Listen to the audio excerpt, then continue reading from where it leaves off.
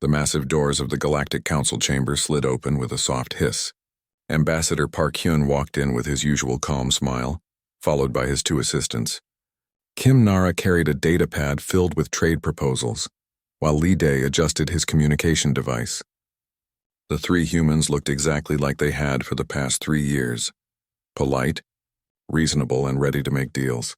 The chamber was huge, with seats arranged in a circle around a holographic display in the center. 12 different alien species had representatives there, each one looking very different from the others. Some were tall and thin, others short and wide. Some had scales, others had fur or smooth skin like humans. Park Hyun nodded respectfully to each delegation as he walked to the human section. His black diplomatic uniform was perfectly clean and his smile never wavered. The other species had grown used to this. Humans were always polite. They always found ways to compromise. They never caused trouble. "Good morning, honored colleagues," Park Hyun said in his calm voice. "We look forward to another productive discussion." Prime Minister Kethvar of the Vorthak Empire made a sound that might have been laughter. The Vorthak looked like giant lizards that walked on 2 legs. Their scales were dark green and their eyes were bright yellow. Kethvar was bigger than most of his kind, with scars across his face that showed he had been in many battles. "Productive for whom, human?" Kethvar asked. His voice was deep and rough. "Today we will discuss your people leaving the Outer Rim systems. It is time for you to go." The speaker for the crystalline hive, Zixthara, made clicking sounds that meant agreement. The crystalline beings looked like walking diamonds.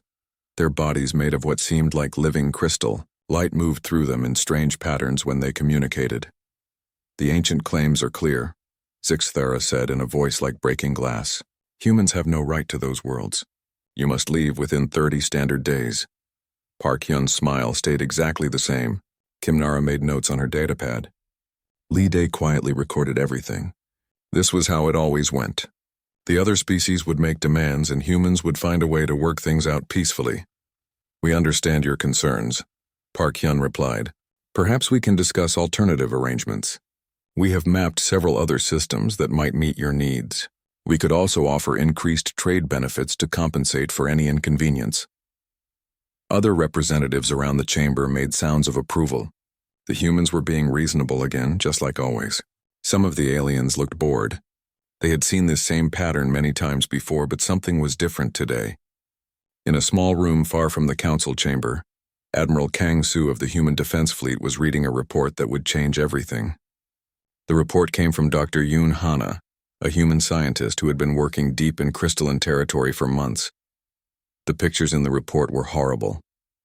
Human families being forced onto Vorthak ships, men, women, and children in chains, medical facilities where humans were being cut apart while still alive, financial records showing that the crystalline hive was paying the Vorthak Empire for human prisoners. Admiral Kang Soo had seen many terrible things in his long career, but this made his hands shake with anger. For 3 years, while human diplomats had been trying to make peace, their enemies had been treating human colonists like animals to be bought and sold. He pressed a button on his communication device. "Get me Ambassador Park Hyun immediately." Emergency priority. Back in the council chamber, the discussion continued in its usual pattern. The Vorthak and crystalline delegations kept making bigger demands. Other species suggested that humans should be more flexible, more understanding. After all, humans were known for finding peaceful solutions to every problem. "The Outer Rim colonies are very important to human trade routes," Kim Nara said carefully. "Removing our presence there would harm not just humans, but also the economic partnerships we have built with 7 other species." "That is not our concern," Kethvar said with a wave of his clawed hand. "Find other routes. Build other partnerships. The decision is made." Park Hyun was about to respond with another diplomatic suggestion when his earpiece buzzed with an urgent message. He listened quietly, his face showing no emotion at first. The other representatives continued talking, not paying attention to the human ambassador. But as Admiral Kang Soo's voice described what Dr. Yoon Hana had discovered, Park Hyun's expression began to change. The polite smile that had been his trademark for 3 years started to fade. His eyes, which had always been warm and friendly, became cold and hard. Kim Nara noticed first. She had worked with Park Hyun for 5 years and had never seen him look like this. Lee Dae saw it too and quietly began recording with his communication device. though he was not sure why.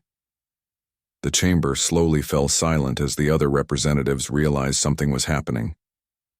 Park Hyun was still listening to his earpiece, but his face had become like stone. When he finally looked up, several aliens shifted uncomfortably in their seats. "Ambassador Park?" asked Chancellor Vec Morak of the hegemony. "Is everything all right?" For a long moment, Park Hyun said nothing. He looked around the chamber at all the faces that had watched him compromise and smile and make deals for 3 years. When he finally spoke, his voice was different. It was still quiet and controlled, but there was something underneath it that made the air in the chamber feel cold. "I have just received some very interesting information," Park Hyun said. "It seems we need to have a different kind of conversation today." The polite smile was completely gone now, and for the first time in 3 years of diplomatic meetings, the other species began to wonder if they really knew humans at all. The silence in the chamber was thick and uncomfortable. Park Hyun stood slowly, his movements careful and controlled. Every eye in the room watched him as he walked to the center of the chamber where the holographic display waited. "Lee Day," Park Hyun said in that new, cold voice. "Please connect to the emergency data stream from Dr. Yoon Hana." Lee Day's fingers moved quickly over his communication device. Within seconds, the holographic display came to life with images that made several representatives gasp in shock. The first image showed a group of human families standing together on what looked like a farming colony. They were smiling and waving at the camera. Children played in the background while their parents worked in fields of green crops. "This is the Kepler 442 colony," Park Hyun said. 23,000 human settlers, farmers, teachers, doctors, engineers. They sent this recording to their families on Earth 6 months ago. The image changed. The same place, but now it was burning. Buildings were destroyed. The fields were black with ash. Bodies lay scattered in the dirt. Alien soldiers in Vorthak armor were loading humans onto large ships like cargo. "This is the same colony 3 days later," Park Hyun continued, "after the Vorthak Empire claimed it under ancient territorial rights." Prime Minister Kethvar stood up quickly. "This is propaganda. Human lies to make us look bad." "Sit down," Park Hyun said without looking at him. Something in his voice made the giant lizard-like alien sit back down immediately. Kethvar looked confused. Humans did not give orders to other species. Humans asked politely and made suggestions. The images kept changing. Human prisoners in metal cages. Families separated from each other. Children crying for their parents. Medical facilities where humans were being treated like laboratory animals instead of people. Kim Nara spoke for the first time since the images began. Her voice was as cold as Park Hyun's. Dr. Yoon Hana spent 8 months working undercover in Crystalline Hive territory. She pretended to be a trade representative while she gathered this evidence. The display showed financial records now, long lists of numbers and transactions, but the meaning was clear enough. The Crystalline Hive had been paying the Vorthak Empire for human prisoners. The payments were listed under biological resources and research materials. "The current market rate," Kim Nara continued, "is 5,000 galactic credits per adult human. Children under 12 cost 3,000 credits each." Several representatives made sounds of disgust. Others looked away from the display. But some, Park Hyun noticed, did not look surprised. They had known. Maybe not the details, but they had known something was wrong and had chosen to ignore it.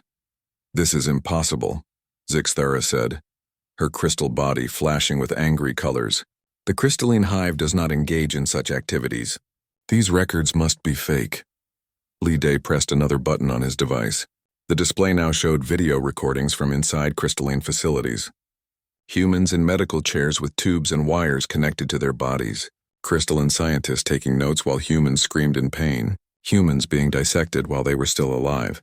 Their parts stored in containers marked with crystalline symbols. Dr. Yoon Hana wore a recording device for 3 months, Lee Day said. She documented everything. The Crystalline Hive has been using human prisoners for medical experiments. They remove human organs and study them. They test new drugs on human subjects. They have been doing this for over 2 years. The chamber erupted in noise. Some representatives shouted in anger. Others demanded explanations. A few tried to leave, but the chamber doors had been automatically locked when the emergency data stream began. Park Hyun raised his hand, and somehow the noise stopped. When had humans gained the ability to command attention like that? When had their quiet voices become more important than the loud arguments of other species? For 3 years, Park Hyun said, humans have come to these meetings with respect and hope. We have offered compromises. We have given away resources. We have accepted smaller territories and fewer trade routes. We have done this because we believed in the Council. We believed in galactic law. We believed that all species could work together in peace. He walked closer to the Vorthak delegation. Kethvar, who was twice his size and covered in natural armor, seemed to shrink back in his seat. We were wrong, Park Hyun continued. While we were being polite, you were murdering our people. While we were making trade deals, you were selling our children. While we were talking about peace, you were planning genocide. The word genocide hit the chamber like a physical blow. It was not a word that was used lightly in galactic politics. It carried weight and consequences that went far beyond simple war. You have no proof of genocide, Kethvar said, but his voice was not as strong as before. These are isolated incidents, accidents, misunderstandings between different cultures. Park Hyun looked at him with eyes that seemed to see right through him. 57 human colonies have disappeared in the past 3 years. 412,000 humans are missing. The financial records show payment for exactly that many biological resources. Kim Nara stepped forward with her data pad. We also have communication records between Vorthak and crystalline leadership. They discuss the human problem and the need for a final solution. Their words, not ours. The implications of those words hung in the air like poison gas. A final solution. The complete elimination of human presence in disputed territories. Not just removal or relocation, but extinction. This changes nothing, Zixthara said. But her crystal body was flickering with uncertain colors. The territorial claims are still valid.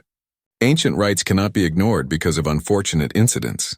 Park Hyun turned to look at her. When he spoke, his voice was so quiet that everyone had to strain to hear him. But somehow that made his words more frightening than if he had shouted. Unfortunate incidents, he repeated. Is that what you call the systematic murder and enslavement of nearly 500,000 people? For the first time in 3 years of negotiations, Ambassador Park Hyun was no longer smiling. And for the first time, the other species in the chamber began to understand that perhaps they did not know humans as well as they thought they did. Outside the chamber, in the depths of space, sensors began to detect something that had never been seen before. Ships were appearing where no ships should be.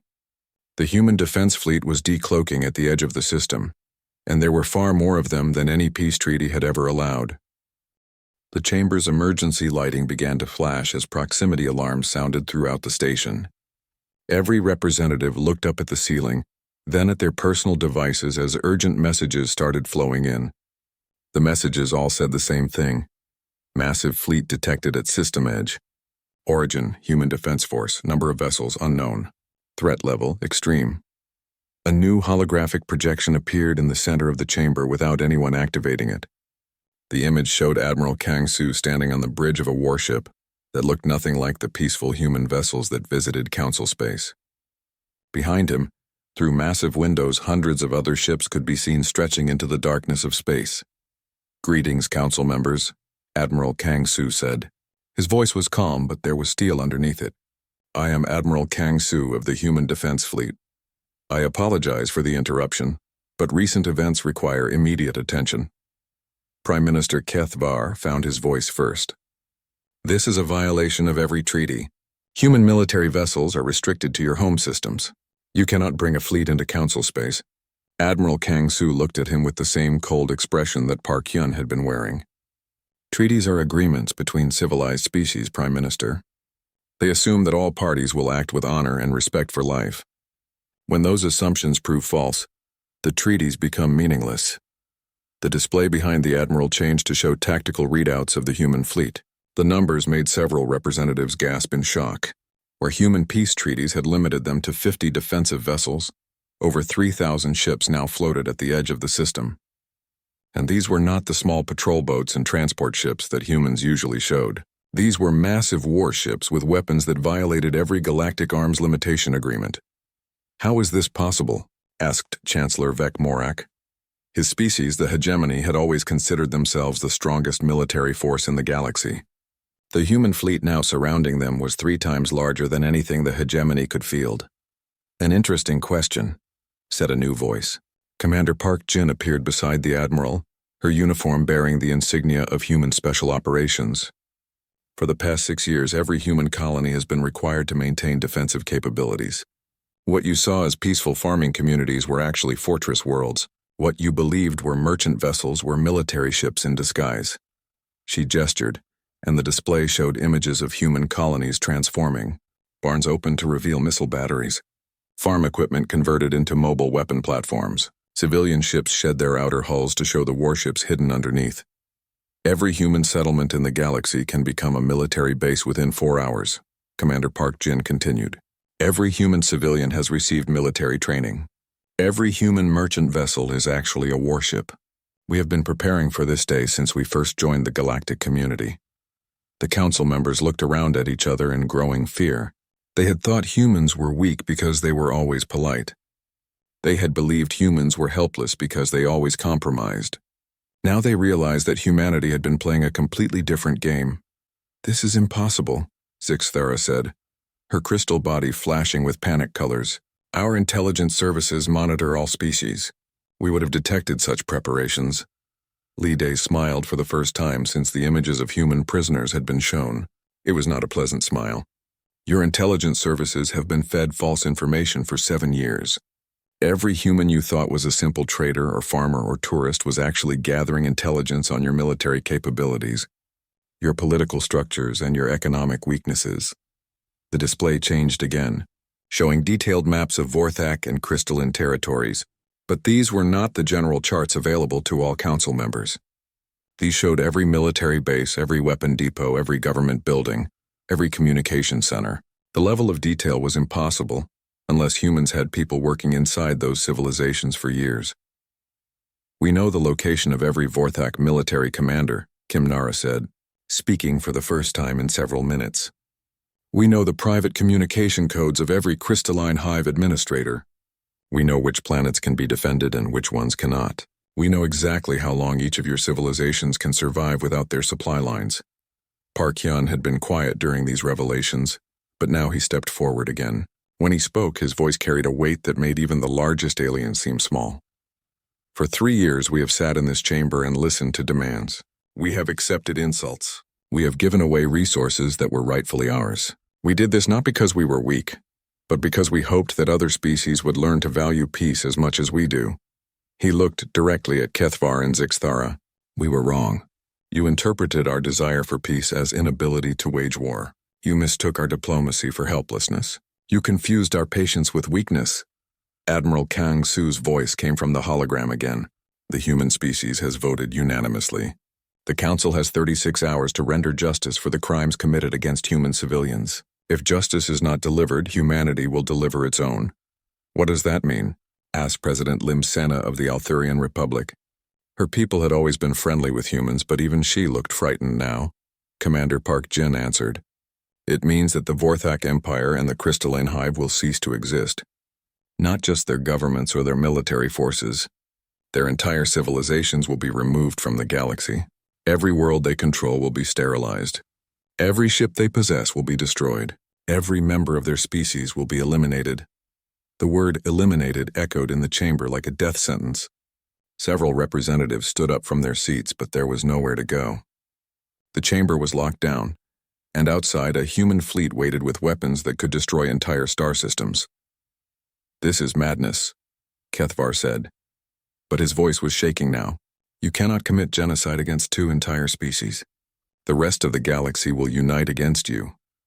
Park Hyun looked around the chamber at all the representatives who had watched humans compromise for 3 years. Many of them had enjoyed seeing the proud human ambassadors forced to accept smaller and smaller concessions. Some had actively supported the Vorthak and crystalline positions because it was profitable for them. The rest of the galaxy, Park Hyun said quietly, had 36 months to notice that human colonies were disappearing.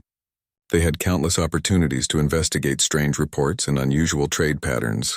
They chose not to see what was happening because it was easier to let humans suffer than to risk their own comfort. He paused and let that truth sink in. Every species in the chamber had known something was wrong. None of them had acted. "You want to unite against humanity now?" Park Hyun continued. "Then you should have united to protect innocent human families when they needed help. but you were all too busy making profitable deals with their murderers. The silence that followed was broken only by the sound of various representatives trying to contact their home governments. But they were discovering that their communications were being blocked. The human fleet was not just surrounding the council station, it was controlling all information flowing in and out of the system. For the first time in galactic history, humanity was no longer asking for permission. They were giving orders, and everyone in that chamber was beginning to understand that the polite, diplomatic humans they had known for 3 years had been an act of choice, not an act of nature. The real question was what humans were actually capable of when that choice was taken away. The first 12 hours passed in chaos. Representatives from smaller species abandoned the chamber as soon as the lockdown was lifted, rushing to their ships to flee the system. Emergency communications flooded the galactic networks as governments tried to understand what was happening.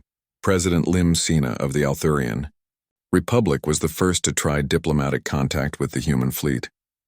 Her hologram appeared before Admiral Kang Su, offering immediate military alliance and exclusive trade agreements with humanity. "Admiral," she said with obvious desperation in her voice, "the Althurian Republic has always respected humanity.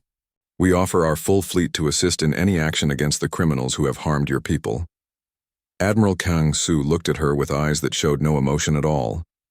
"President Lim, your government received 17 formal complaints about missing human colonies over the past 2 years. Your response was to file them under pending investigation and take no action. We had no proof of wrongdoing," she protested. "We could not act without evidence." "You had no proof," Admiral Kang Su repeated, "because you chose not to look for any. It was easier to ignore human suffering than to risk offending the Vorthak Empire or the Crystalline Hive." The connection ended, leaving President Lim staring at empty air. Around the galaxy, similar conversations were taking place. Species that had ignored humanity's diplomatic protests for years were suddenly desperate to become humanity's best friends. In the council chamber, Park Hyun had transformed completely from the polite ambassador everyone remembered. He now stood like a judge delivering sentences, and his demands were simple and absolute. "The Vorthak Empire will surrender all military assets immediately," he announced. "Every Vorthak military officer above the rank of lieutenant will be turned over for trial. All territories claimed under ancient rights will be returned to their previous inhabitants. Reparations of 50 trillion galactic credits will be paid to human survivors." "Impossible," Kethvar shouted. "The Vorthak Empire does not surrender to anyone. We have fought 1,000 wars and never been defeated." Kimnara looked up from her datapad with a smile that was somehow more frightening than any threat. "Intelligence Officer Cho Min-jae sends his regards, Prime Minister. He wanted you to know that the explosive devices he placed in your 3 main military command centers are scheduled to detonate in 18 hours, unless of course you comply with human demands." Kethvar's yellow eyes went wide. "That's impossible. No human has ever been inside our command centers. Our security is absolute. Officer Cho has been working as a maintenance technician in your primary command facility for 14 months, Kimnara replied. "He installed the devices during routine system upgrades that you personally approved. He also wanted me to mention that your personal security codes are Victory 77 Conquest. You really should choose better passwords." The color drained from Kethvar's scaled face. If humans knew his personal security codes, they had access to everything. Military plans, weapon locations, government communications, financial systems. Everything that kept the Vorthak Empire functioning. The demands for the Crystalline Hive were equally devastating. Zix Thara listened in growing horror as Park Hyun detailed what humanity expected. Complete dissolution of their territorial claims, surrender of all research facilities, release of every human prisoner, and public trials for every crystalline administrator involved in the slave trade. "You cannot dissolve the Crystalline Hive," Zix Thara said, her crystal body flickering with panicked colors. "We are a sovereign civilization with rights under galactic law." "Sovereignty," Park Hyun replied, "is earned through civilized behavior. You lost yours the moment you decided to buy human children for medical experiments." Around the galaxy, other species were discovering the true scope of human preparation. Engineering Officer Oh Minho appeared on communication networks across dozens of worlds, calmly explaining how human trade advisors had installed hidden backdoors in nearly every major technological system over the past 5 years. Transportation networks went dark. Communication satellites stopped responding. Power grids shut down. Economic databases became inaccessible. Worlds that had thought themselves completely independent suddenly realized they were utterly dependent on systems that humans had generously helped them upgrade. This is economic warfare. Chancellor Vek Morak protested during an emergency council session. You cannot shut down entire civilizations. Fleet Admiral Seo Hanul appeared via hologram, her uniform bearing decorations that no one had seen before. Chancellor, what we are demonstrating is not warfare. This is simply the withdrawal of human cooperation. For years, human engineers and technicians have been maintaining the systems that keep your worlds functioning. Now that cooperation has ended. The true horror of the situation became clear. Humans had not conquered other civilizations through force. They had made themselves indispensable. Every major infrastructure project, every technological upgrade, every economic improvement over the past decade had involved human expertise. Humans had woven themselves into the fabric of galactic civilization so thoroughly that removing them would cause everything to collapse. You planned this, accused Zixthara. For years you have been preparing to hold the entire galaxy hostage. Dr. Bayuna appeared in the chamber via hologram, her credentials identifying her as a specialist in human psychological warfare. Not hostage, she corrected. What we did was make ourselves valuable partners to civilizations we hoped would become friends. The fact that we can withdraw our partnership and leave you helpless is not a threat, it is simply the natural consequence of your dependence on our cooperation. She paused and looked around the chamber with clinical interest. Humans do not conquer other species through violence if violence is unnecessary. We simply make ourselves so useful that harming us becomes self-destructive. The fact that you interpreted this as weakness rather than strategy shows how poorly you understand human nature. With 24 hours remaining until the human deadline, panic had spread throughout the galaxy. Smaller species were offering tribute to humanity in hopes of avoiding economic collapse. Neutral parties were begging for mediation. Military alliances were being formed and dissolved within hours as the reality of human capabilities became clear, but the most frightening aspect of the crisis was not the human military fleet or their technological control. It was the complete transformation of human behavior. The polite, compromising ambassadors were gone, replaced by beings who spoke with absolute authority and showed no interest in negotiation. Why now? Asked Chancellor Vek Morak, during what everyone knew might be the last peaceful council session in galactic history. Why reveal your true capabilities now? Park Hyun looked at him with something that might have been pity. Because we finally understand that some species only respect strength. We spent 3 years trying to earn your respect through diplomacy, cooperation, and peaceful coexistence. Instead, you interpreted our civilized behavior as an invitation to commit genocide against our people. He gestured to the display showing images of human prisoners. We will not make that mistake again. From this day forward, the galaxy will know exactly what humans are capable of when our patience ends. Outside the station, the human fleet had grown even larger. Ships continued arriving from deep space, many of them designs that no one had ever seen before. It was becoming clear that humanity's true military capability had been hidden not just from enemies but from allies as well. The countdown continued. 18 hours remained until humanity's deadline, and no one in the galaxy doubted that humans would do exactly what they had promised. The only question was whether the Vorthak Empire and Crystalline Hive would surrender, or whether the galaxy would witness the complete extinction of 2 ancient civilizations. In the depths of space, Admiral Kang Su gave final orders to his fleet commanders. The weapons that had been hidden for decades were now charged and ready. If diplomacy had failed to protect human lives, then human military doctrine would ensure that such failures never happened again. The age of humanity being underestimated was over. What came next would depend entirely on how quickly the rest of the galaxy learned to respect what humans could do when they were no longer being polite. With 4 hours remaining until the deadline, Prime Minister Kethvar made the decision that sealed his species' fate. Instead of surrendering, he chose to make one final show of Vorthak strength.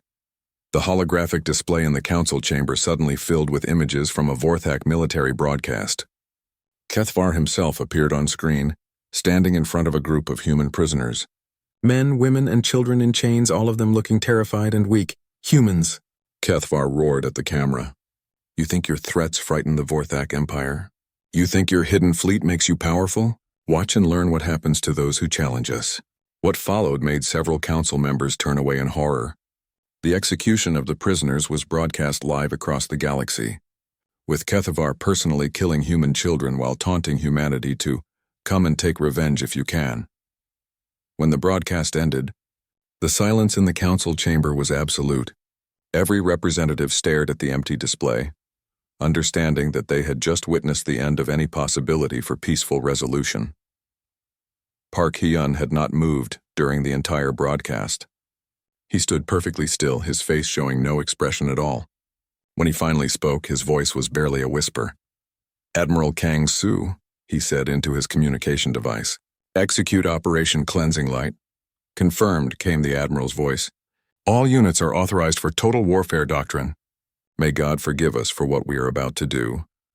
The war that followed lasted exactly 17 minutes. It began with every Vorthak military installation in the galaxy going dark, simultaneously. The explosives that intelligence officer Cho Min-jae had placed over months of undercover work detonated within seconds of each other. Command centers, weapon depots, communication arrays, and defensive systems simply ceased to exist. At the same time, every piece of crystalline hive technology stopped working. The backdoors that human engineers had built into their systems activated all at once, shutting down everything from life support to navigation computers. Entire crystalline worlds found themselves unable to communicate, move, or even breathe without human permission. Captain Song Johan led the rescue operations for human prisoners. His ships appeared at slave camps and research facilities across 24 star systems, moving with precision that was only possible because humans had known the exact location of every facility for months. The rescue broadcasts were transmitted across the galaxy, images of human children being carried to safety by soldiers, families reunited after years of separation, medical teams treating prisoners who had been tortured and experimented on by their captors. But the galaxy also saw what happened to those who had committed the crimes. Vorthak slave camps were not just liberated, they were obliterated. Every building, every vehicle, every piece of equipment was reduced to ash. The camp's administrators and guards were given trials that lasted exactly 30 seconds before being executed on the spot. Crystalline research facilities suffered the same fate. The laboratories where humans had been dissected for science were destroyed so thoroughly that nothing remained but empty space. The scientists responsible were tried by Judge Advocate Park So-man and sentenced to experience the same procedures they had performed on human subjects. 3 fortress worlds that the Vorthak Empire had claimed were impossible to conquer were destroyed as demonstrations of human military capability. The weapons used were unlike anything the galaxy had seen before. Devices that could unmake matter at the atomic level, reducing entire planets to cosmic dust in minutes. The surrender came after 9 minutes of warfare. Both the Vorthak Empire and the Crystalline Hive transmitted their complete capitulation to the human fleet, begging for mercy and promising to accept any terms humanity demanded. The war continued for 8 more minutes while human forces completed the rescue of every human prisoner they could locate. Only then did Admiral Kang Soo order his fleet to stand down. When the fighting ended, the Vorthak Empire no longer existed as a political entity. Their territory was divided among species that had opposed the slave trade. Their surviving population was relocated to reservation worlds under permanent human supervision. Their military was disbanded, their weapons destroyed, their government dissolved. The Crystalline Hive suffered a different fate. Their entire species was placed under galactic medical supervision until they could prove they understood the value of individual life. Their research was limited to projects approved by human oversight. Their expansion beyond their home systems was prohibited for the next 1,000 years. But the greatest change was not in the defeated empires, it was in humanity itself. Ambassador Park Hyun returned to the council chamber 36 hours after the deadline had passed. He wore the same diplomatic uniform and carried the same polite expression he had shown for 3 years. But every representative in the chamber now understood what that polite smile actually meant. Honored colleagues, Park Hyun said in his familiar calm voice, I hope we can continue to work together for the prosperity of all galactic civilizations. The words were the same ones he had used hundreds of times before, but now they carried a different meaning. Every species representative understood that human politeness was a gift that could be withdrawn at any moment. The new galactic order established itself quickly. Humanity did not demand territory or tribute from other species. They simply made it clear that certain behaviors would not be tolerated. Slavery, genocide, and the targeting of civilians were now capital crimes that would result in immediate human intervention. Species that had been neutral during the crisis found themselves competing to offer friendship and cooperation to humanity. Trade agreements were signed within days. Military partnerships were established within weeks. Cultural exchange programs were expanded beyond anything previously imagined. But the most important change was in how other species viewed human diplomacy. The Human Diplomatic Corps became the most respected organization in the galaxy, not because humans were weak enough to be manipulated, but because they were strong enough to choose patience over violence. Years later, when historian Dr. Yu Jinwoo wrote his account of the crisis, he included a quote that became required reading in every diplomatic academy in the galaxy. The greatest strength of humanity is not their military capability or their technological advancement. It is their ability to choose civilization over their true nature. Other species practice diplomacy because they must. Humans practice diplomacy because they want to. The difference is that humans can stop being diplomatic whenever they choose to do so. The galaxy learned to treasure human smiles because everyone now understood what happened when those smiles went away. Trade disputes were settled quickly and fairly. Border conflicts were resolved through negotiation rather than violence. No species ever again made the mistake of assuming that human patience meant human weakness. The council chamber itself was rebuilt with new protocols. Every species representative was required to take courses in human psychology before taking office. The first lesson was always the same. Humans who choose to be polite are far more dangerous than humans who choose to be aggressive, because politeness means they still have self-control. And in the depths of space, the human defense fleet maintained its patrol routes, watching over a galaxy that had learned the most important lesson in its history. Apex predators who choose to play nice are still apex predators. The age of testing human patience was over. The age of respecting human choices had begun, and every civilization in the galaxy was better off because of it. The polite smile that Park Hyun wore in council meetings was no longer seen as weakness. It was recognized as the most powerful diplomatic tool in the galaxy, because everyone knew that behind that smile was a species that had chosen to be civilized and could choose otherwise at any moment. The galaxy had learned to say please and thank you to humans, not because humans demanded it, but because everyone had seen what happened when they stopped saying it themselves.